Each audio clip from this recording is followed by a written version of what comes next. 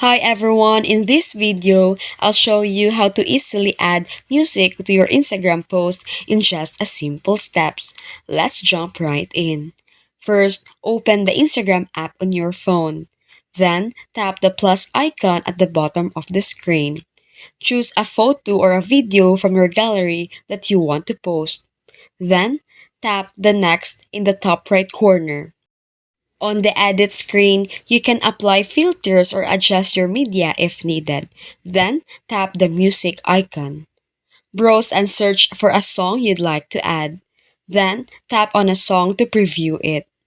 You can drag the timeline to choose which part of the song you will play. Once you're happy with the selection, tap Done. Then, tap Next, then add a caption, tags, or other details you'd like. Finally, tap Share to post it to your feed.